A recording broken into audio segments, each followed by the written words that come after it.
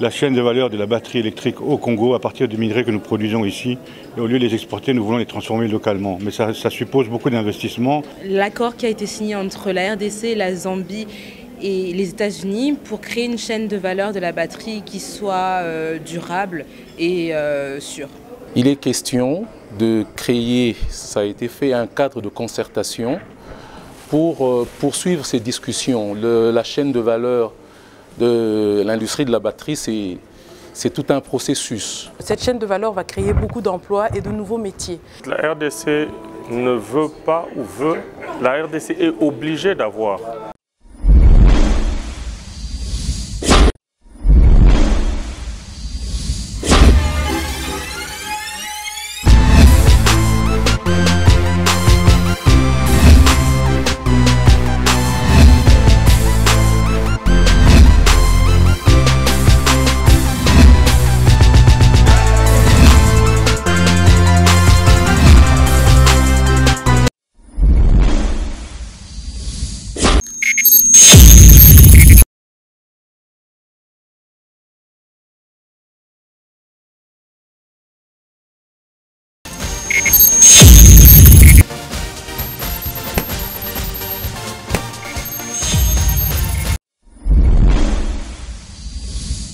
Bonjour madame, bonjour messieurs, merci de nous rester fidèles, merci de rester toujours fidèles à votre chaîne PSB Télévision Planète Sololabien. Vous êtes très nombreux à nous suivre depuis Paris, depuis Houston, depuis New York, vous êtes à Abidjan, vous êtes à Brazzaville, vous êtes également à Kinshasa et partout dans le monde. Nous vous sommes en tout cas très reconnaissants par rapport à cette marque de fidélité que vous cessez de témoigner à votre chaîne d'information générale. Nous sommes dans la politique, nous sommes dans la culture, nous sommes aussi dans l'économie et pourquoi pas dans la société pour vous donner toutes les dernières nouvelles qui se passent en République démocratique du Congo.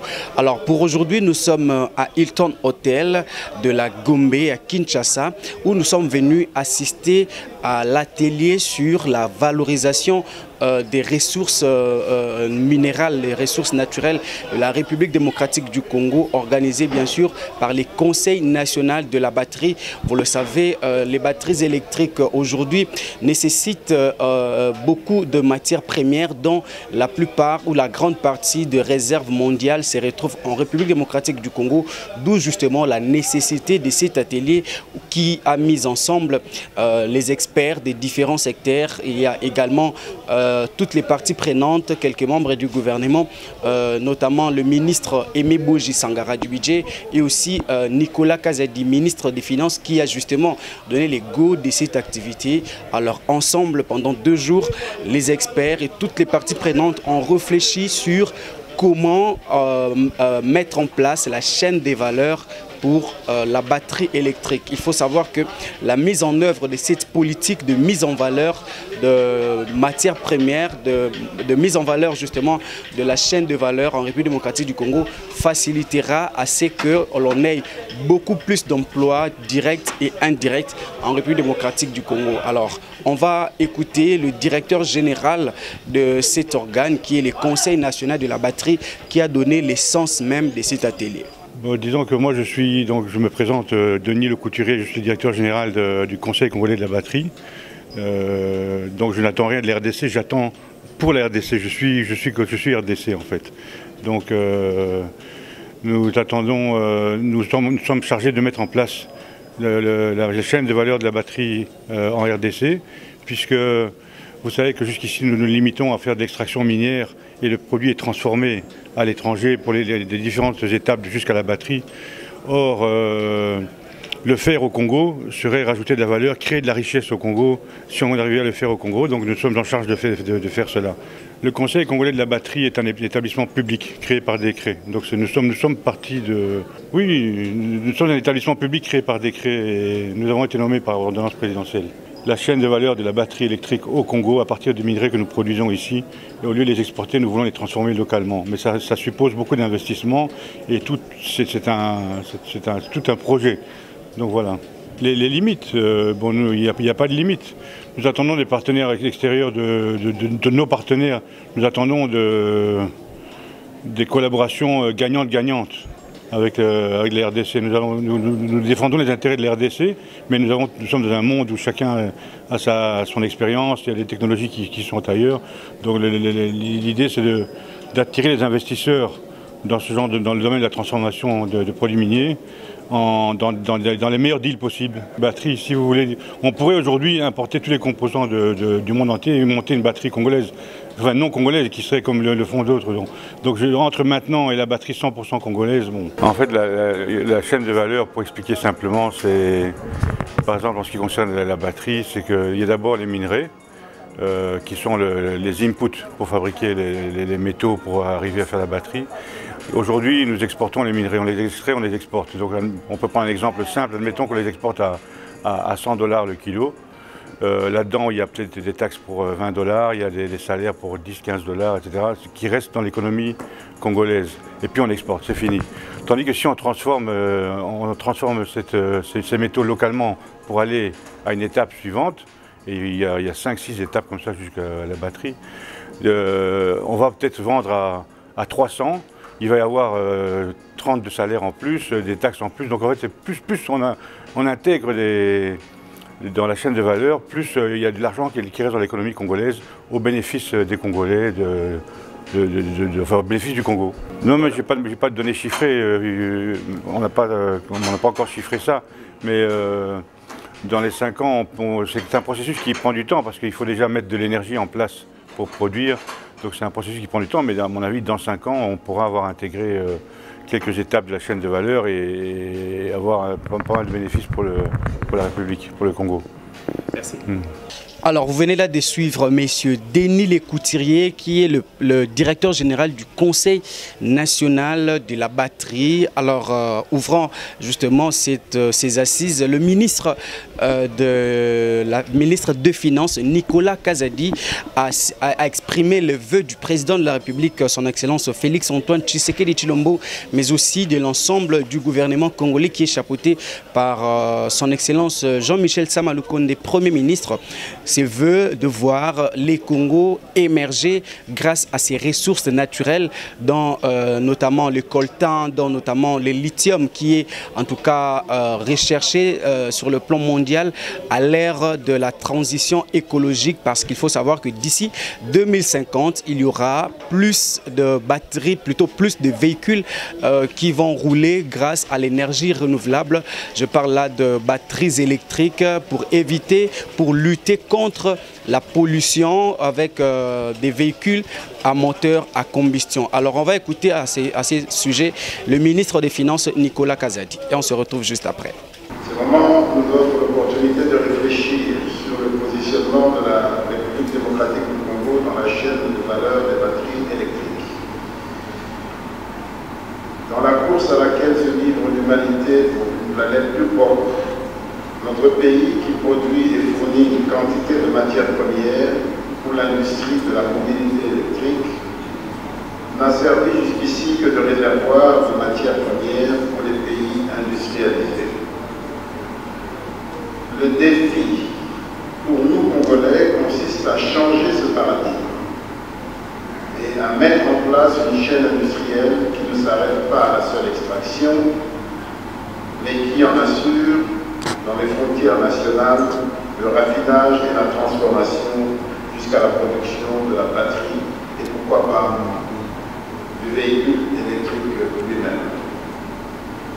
Nous allons donc ainsi, au cours de ce forum, jeter les bases d'un projet majeur qui concerne l'industrialisation de notre pays et qui va servir de moteur de croissance pour notamment reconstruire et moderniser ses infrastructures. Au-delà de son caractère intégrateur au plan national, ce projet, nous le voulons transfrontalier, voire régional.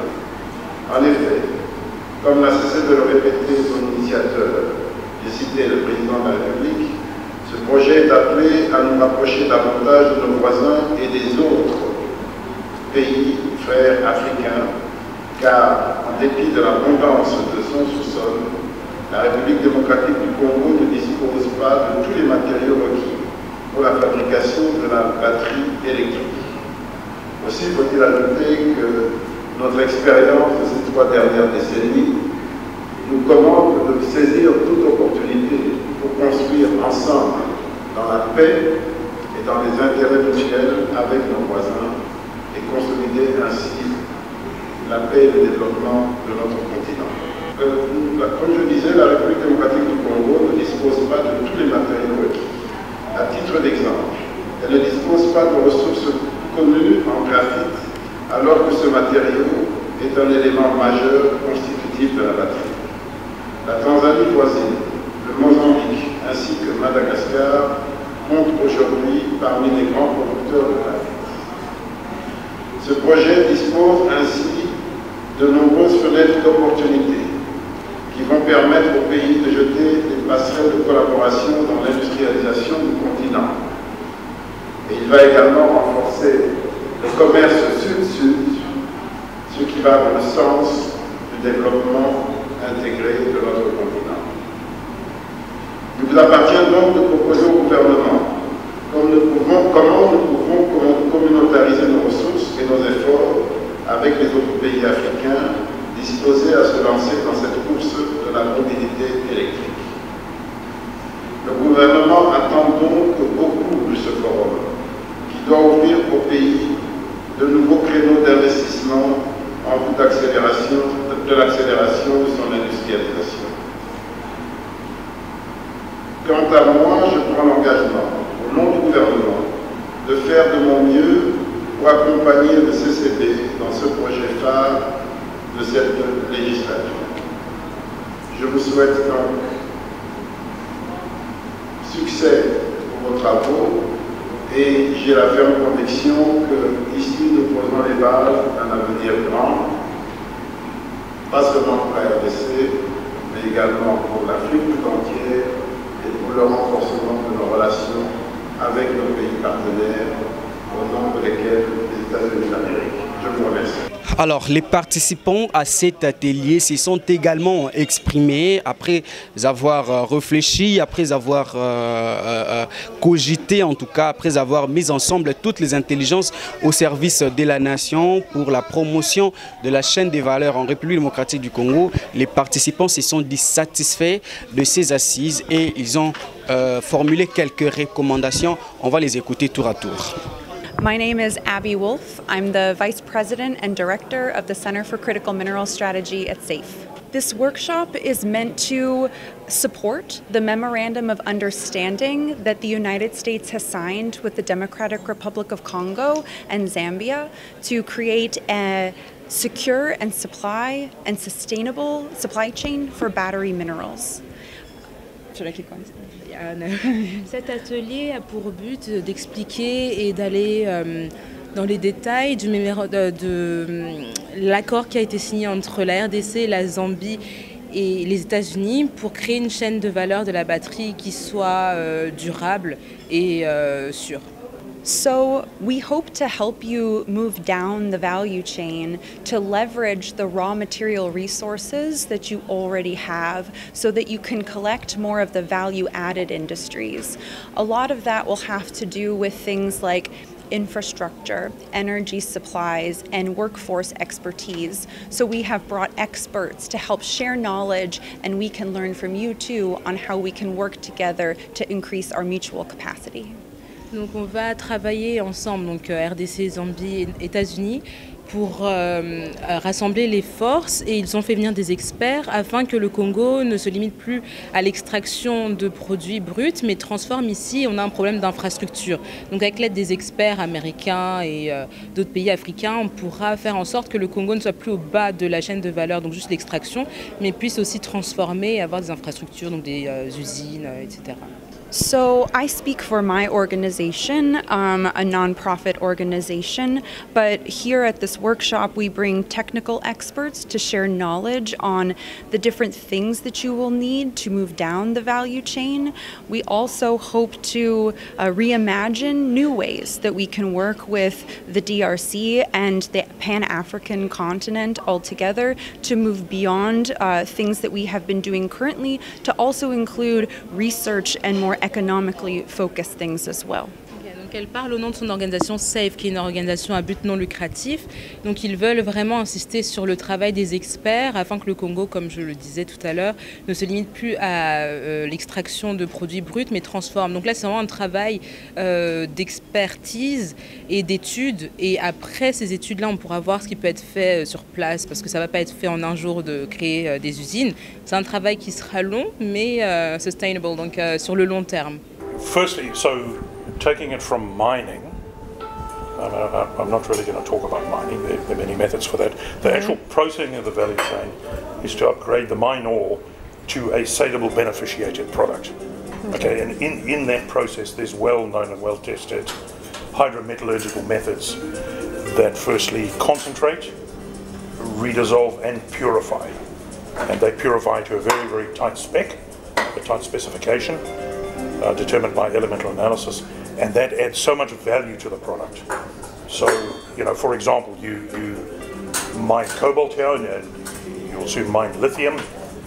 The process involved in taking that to a saleable product that a battery manufacturer can utilize immediately without any other steps is quite important.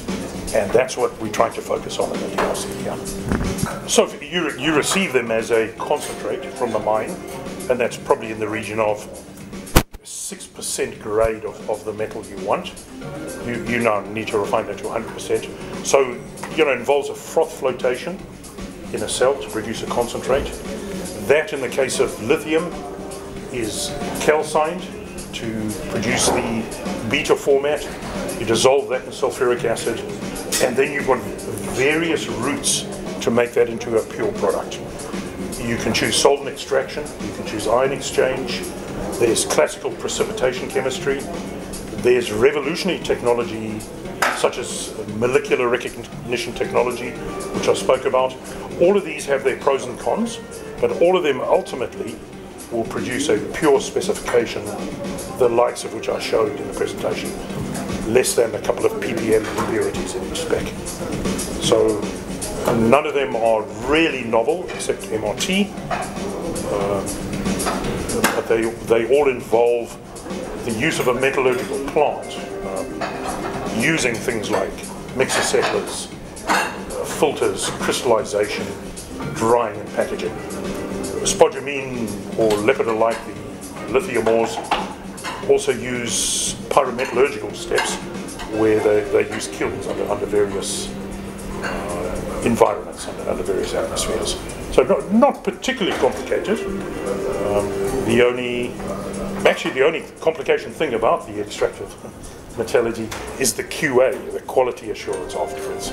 And of course your quality assurance of your feed. À mon sens, on ne peut pas parler déjà de conclusion parce que il est question de créer, ça a été fait, un cadre de concertation pour poursuivre ces discussions. La chaîne de valeur de l'industrie de la batterie, c'est tout un processus. Nous avons fait une tournée d'état de lieu dans tout l'arrière-pays, on va dire dans le Grand Katanga. Et c'est ce qui nous a permis de tenir ce forum. Alors, le chantier est énorme. Il faut créer un cadre légal déjà. Il faut créer des synergies avec les différentes parties prenantes. Donc le chantier est assez grand pour parler aujourd'hui de conclusion. Nous avons convenu de créer ce cadre pour continuer à discuter. Nous allons tenir d'autres forums avec les différents partenaires pour trouver des créneaux. Il y a des décisions stratégiques à prendre. Où se positionne la RDC? Quels sont les différents partenariats qu'on peut signer avec tel ou tel autre partenaire, que ce soit un industriel ou un opérateur minier? Voilà, c'est tout ça qui est en train de... Et ça, on va poursuivre les discussions. La décision de se positionner dans le domaine du recyclage, c'est une décision stratégique. Parce que la particularité de l'industrie de la batterie, c'est que aujourd'hui, si nous vendons du nickel ou du cobalt à un pays qui va fabriquer une batterie chez elle, quand elle recycle, elle récupère tous ces minerais. tous ces minerais, c'est quelque part un stockage qui ne dit pas son nom. Et nous devons nous positionner de manière à ce que nous puissions aussi récupérer une bonne part de ces minerais. C'est une subtilité qu'il faut bien comprendre. Et je pense que la RDC a tout intérêt à se positionner ici. Là, c'est un domaine très technique. Heureusement que nous avons notre spécialiste maison qui peut vous en dire beaucoup plus de manière très technique. Mais c'est très stratégique. Ce n'est pas pour rien que vous entendez les gens discuter, insister sur le recyclage. Ça vous permet de garder ce que vous avez utilisé, acheté autrefois et donc les minerais ne sont pas inépuisables. Un jour, on risque de se retrouver ici, on n'a plus de cobalt, mais ceux à qui on avait vendu l'ont recyclé. Et voilà, c'est quelque chose qu'il faut avoir à l'esprit. La RDC ne veut pas ou veut, la RDC est obligée d'avoir une place dans le recyclage. Parce qu'en fait, il faut remettre ça dans un contexte. Si les autres font le recyclage, c'est par rapport à leur faible capacité de production de la matière première. C'est-à-dire, bon, nous allons nous pencher sur le recyclage parce que nous n'avons pas les minéraux. Donc ça pourra servir pour nous, chez nous, comme étant une réserve. Okay, tel que mes prédécesseurs l'ont dit. Mais en réalité, c'est que la réserve n'est pas que pour eux. Les batteries ne sont pas utilisées que pour eux. Nous n'allons pas nous mettre dans le cycle où nous allons faire l'inverse. Où nous disons, bon, les batteries qui viennent chez nous, pour les recycler, nous les renvoyons chez eux. Donc nous avons l'obligation d'avoir un modèle de recyclage. Je vais donner par exemple un exemple assez banal. C'est que nous vivons déjà un recyclage qui ne dit pas son nom. Tous nous vivons ici dans le quartier, nous vivons un recyclage un peu sauvage avec les batteries au plomb. Nous sommes au Congo, nous vivons de cette réalité. Nous avons ce recyclage. C'est question de formaliser par rapport au type de batterie ou au type de chimie de batterie que nous avons. Et avec ça, nous pouvons récupérer parce que dans le recyclage, nous avons environ, d'après les calculs, ça dépend du nombre de batteries, nous avons environ 10 à 15% de matières premières que nous pouvons récupérer dans les batteries. Et c'est sur ça que l'Europe et l'Amérique sont en train de se focaliser. Donc la RDC, pour répondre à cette question, la RDC est obligée de faire le recyclage. Pas peut-être pour le moment, mais peut-être avec le temps, avec l'accumulation des batteries. Et le recyclage implique une politique de collecte des batteries. Est-ce que nous avons déjà mis en place cette politique de collecte? Oui, nous sommes en train de la mettre au fur et à mesure. Parce que ça, c'est en fait l'établissement de la chaîne de valeur. Et la chaîne de valeur avec les différents maillons, nous pouvons indépendamment commencer sur un maillon que sur un autre. On pense nous faire comprendre que notre maillon sur lequel nous devons, c'est seulement l'extraction minière et un peu de raffinerie. Mais nous pouvons sauter aussi au recyclage. Donc nous avons en fait la possibilité d'intervenir sur tous les maillons de la chaîne. Je pense que la jeunesse congolaise doit saisir cette opportunité, les différentes opportunités que vont offrir une chaîne de valeur telle qu'on la prévoit actuellement. Et cette chaîne de valeur va créer beaucoup d'emplois et de nouveaux métiers. Et ces différents métiers qui vont être créés ont besoin de main-d'œuvre qualifiée. Et la jeunesse congolaise doit être consciente, commencer à se former pour les métiers à venir. Et comme je le dis, c'est un tournant décisif en fait qui pointe à l'horizon. Et la jeunesse congolaise ne doit pas rater son train. Je parle de la jeunesse congolaise en général, mais en particulier celle du Grand Katanga. C'est une opportunité plusieurs opportunités qui vont se créer grâce à cette chaîne de valeur. Et j'espère que la jeunesse congolaise sera au rendez-vous. Vous avez évoqué quelque chose on n'a pas besoin d'une main-d'œuvre importée, mais locale. Oui. Voilà, donc la main-d'œuvre, lorsque la chaîne de valeur va exiger une main-d'œuvre qualifiée et cette demande va augmenter, donc il va falloir que cette main-d'œuvre ne soit pas importée. Il faut qu'elle soit trouvée localement. C'est par la formation des jeunes, par le renforcement des capacités qu'on pourra y arriver. La jeunesse congolaise doit être consciente et se préparer à ces grands moments qui arrivent, à ces opportunités qui vont arriver. Really what it is those pure metals, those pure sulfates, I don't know if they can represented as here. They will deliver a product or product cost. That in itself is a efficiency of I can't give the exact figure, but more than the periodic table, it involves a crony to recognize, mine it, smelter up, output. Tehran, Gulbenkian, and the Lorito port development. So this is a summary of roughly what's required per site. 3 to 4 year ramp-up schedule. Technology meant to be absorbed. It's not great. Natural gas might be an issue. Quite often these sites are effluent neutral. It certainly helps the EIA how far the value chain you go. If you stop at pure salt to make a battery cell packs, the uneven global distribution of growth rate. Other considerations: power, utility, Inga 3. You guys know better than I am. Green nature or the purity. It's not under your control. Premiums and specification. The reactors, certainly the recycle, the circular economy, the recycle of mass batteries. It's got an annual growth rate. If you've got an annual growth rate of around, we want to go quite far down the value chain. So we'll come to link required. There's a lot of intersecting variables which we'll discuss in that locality. So wherever an owner is, you can put a lithium to capitalize on new technology. But again, fuel metals, MRT, central molecular recognition, Gulbenkian, and the Lorito port development. So that the similar so basic battery types that literally listed changes. Because hopefully I've helped you understand this is really hard. So yes, you will get that industrial option be better. Very similar. You'll never make money doing this. Okay, you will lose money on every single cell you make. How much does the equipment cost? How much does each type of the equipment cost? How much energy? How difficult it is so you can make good decisions about how Ocean is building Volkswagen cells. This model is being done. Nous sommes arrivés à la fin de ces numéros, mesdames, messieurs. Merci à vous tous de nous avoir suivis. Merci surtout de liker, de commenter, de partager cette vidéo partout où vous nous suivez.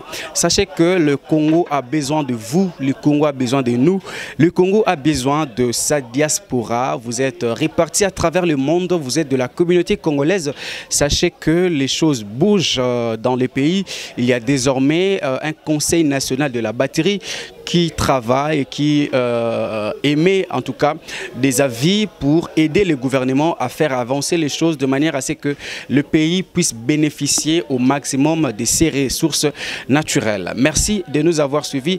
On se retrouve très prochainement pour un autre numéro et aussi pour d'autres informations. N'oubliez pas de liker, de commenter et de partager. Surtout, abonnez-vous massivement à cette chaîne qui est la première en République démocratique du Congo, qui vous apporte les informations de première main. PSB Télévision, Planète Solo Labien. À plus tard.